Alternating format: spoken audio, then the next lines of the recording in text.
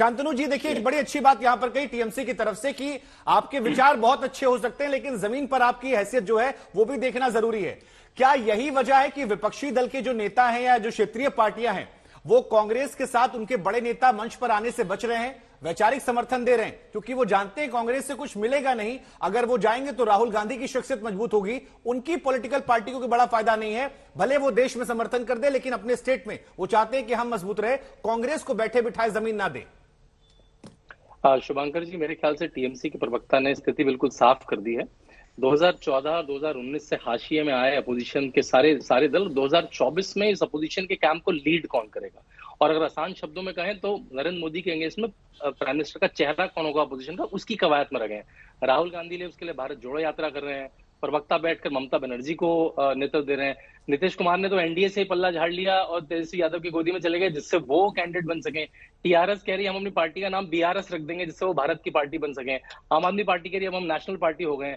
तो यहाँ पे कवायद ये है, इनको प्रधानमंत्री का पद लेके कोई देश की सेवा नहीं करनी है, वो एक बड़ी लॉलीपॉप है सबके लिए कि भाई वो लॉलीपॉप किसके हाथ लगी, कौन विपक्ष की को लीड करेगा, कौन सी पार्टी, कौन सा चेहरा होगा, उसी के लिए सारी कवायद लग रही है। तो जहां उनको लग रहा है राहुल गांधी का थोड़ा ग्राफ बढ़ रहा है, हम पीछे हो जाएं, हम क्यों उनके साथ जुड़े।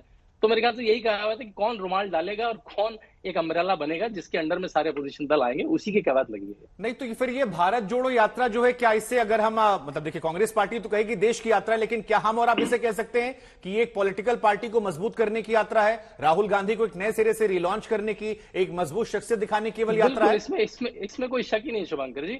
हमने राहुल गांधी को हर 2 महीने, हर 6 महीने, हर साल लॉन्च रिलॉन्च होते देखा है। उसी अनगिनत रिलॉन्च में एक और रिलॉन्च है इस बार। हाँ, एक बार उनको क्रेडिट देना पड़ेगा, थोड़ी मेहनत कर रहे हैं वो, कम से कम सड़क पर निकले, लोगों से देख रहे हैं, कांग्रेस को मजबूती मिले, कम से कम राहुल गांधी को भारत की थोड़ी समझ आ जाएगी। ठीक है आलोक शर्मा जी, देखिए यही बहुत महत्वपूर्ण बात है। आपने टीएमसी को सुना, वो कह रहे हैं कि आपकी जमीन पर उतनी पकड़ नहीं है। हाँ, इस यात्रा से आपको फायदा यह हुआ कि जो राहुल जी भी कहते हैं कि उनकी एक इमेज को डेंट कर दिया गया था, एक परसेप्शन बना दिया गया था, वो जिसमें बार बार पप्पू शब्द का इस्तेमाल होता था, उससे शायद आप लोग हट चुके हैं। अब उन्हें लोग गंभीरता से सुन रहे हैं, उनके वीडियोस को शेयर कर रहे हैं, देख रहे हैं, बातें हो रही है, लेकिन इससे ऊपर कुछ नहीं है। ये सिर्फ भारत जोड़ो यात्रा के नाम पर एक पॉलिटिकल पार्टी को मजबूत करने की यात्रा है, जहां जहां आपको मौका लग रहा है वहां कर रहे हैं, और इसीलिए बाकी पॉलिटिकल पार्टियां आपसे दूरी बना रही हैं। देखिए, इसमें कोई दो राय नहीं है कि माने राहुल गांधी जी की और कांग्रेस की छवि को खराब करने के लिए भाजपा ने, आरएसएस ने सैकड़ों करोड़ रुपया खर्च किया और मीडिया के साथियों को भी, उसमें बहुत से मीडिया के साथियों को भी शामिल किया। स्वाभाविक है कि जब जिस तरह का माहौल है, आज सब डरे हुए हैं, तो मीडिया के भी बहुत सारे लोग डरे हुए हैं, तो उस ट्रैक पर चले। अब मैं आता हूं, टीएमसी के हमारे भाई हैं, मैं बड़ा सम्मान करता हूं उनका, लेकिन उनको शायद ये नहीं पता है कि हम 2011-12 में इकट्ठे ही लड़े थे और तब 42 सीट आई थी, और पहली बार जब ममता जी मुख्यमंत्री बनी थी तो कांग्रेस साथ थी और कांग्रेस की वजह से ही वहां पर बनी थी। उसके बाद में जो भी हुआ वो एक अलग बात है। और उसके बाद में बीजेपी के प्रवक्ता महोदय हैं, वो बड़ी बड़ी बातें कर रहे थे, कौन सी झालर और चाइनीज झालर। हम तो पूछना चाहते हैं, 2014 में आपके साथ 48 पार्टियां थी, आज कितनी पार्टियां बची हैं? ये ओपी राजभर और तमाम लोग आप ही के साथ थे। आपने तो सपा के साथ मिलकर भी सरकार बनाई है, आपने तो बसपा के साथ मिलकर भी सरकार बनाई है, आपने पीडीपी के साथ भी मिलकर सरकार बनाई है, आपने एनसीपी के साथ भी बनाई है, आपने एनसी नेशनल कॉन्फ्रेंस के साथ भी मिलकर बनाई है, शिवसेना के साथ भी, अकाली के साथ भी। लेकिन आज दुर्भाग्य ये है कि वो चाइनीज झालर शायद आपकी थी जो पूरी तरह से बिखर गई। नहीं तो आलोक शर्मा जी, फायदा क्या हुआ इससे? आज वास्तव में इस भारत जोड़ो यात्रा से आपको बड़े पैमाने पर क्या फायदा हो रहा है वो समझना चाह रहे हैं हम सर, क्योंकि यहां पर शांतनु जी ने समझा दिया कि केजरीवाल जी की महत्वाकांक्षाएं, नीतीश जी की अपनी महत्वाकांक्षाएं हैं, यूपी में अखिलेश जी की महत्वाकांक्षाएं हैं, तो बड़े राज्यों की तो स्थिति साफ है सर। हो सकते हैं, मैं फिर कहूंगा सबकी महत्वाकांक्षाएं हो सकती।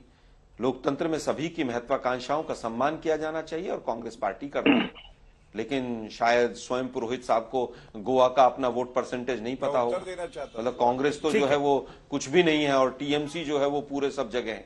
गजब है भाई, मतलब आप लोगों की व्याख्याएं हमें समझ नहीं आ रही है।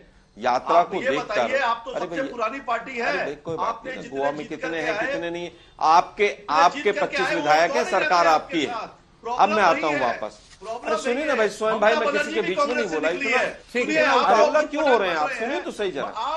अरे सुनिए ना भाई, मेरी बात, आप अरे सुनिए ना भाई, मैं तो कुछ भी उठपटांग नहीं बोल बड़ी रहा। गजब की स्थिति है कि विपक्ष की आपस में लड़ाई हो रही बोल रहा हूं है। मैं। स्वयं पुरोहित जी और आलोक, ठीक ठीक है, स्वयं पुरोहित जी मैं आपके पास आऊंगा। गौरव भाटिया मैं आपके पास एक बार आ रहा हूँ। ठीक है, आलोक जी और स्वयं पुरोहित जी, आप दोनों थोड़ा थोड़ा सब रख लीजिए, मैं आ रहा हूँ आपके राष्ट्रपति का चुनाव हो, उपराष्ट्रपति का चुनाव हो, गौरव भाटिया जी, आप इस यात्रा की शुरुआत में कहा गया कि नफरत के बाजार में मोहब्बत की दुकान खोल रहे हैं, लेकिन यहाँ स्टूडियो में नजर आ रहा है कि विपक्ष आपस में लड़ाई लड़ रहा है। अब ऐसे में क्या बीजेपी के लिए गुंजाइशें बढ़ जाती हैं?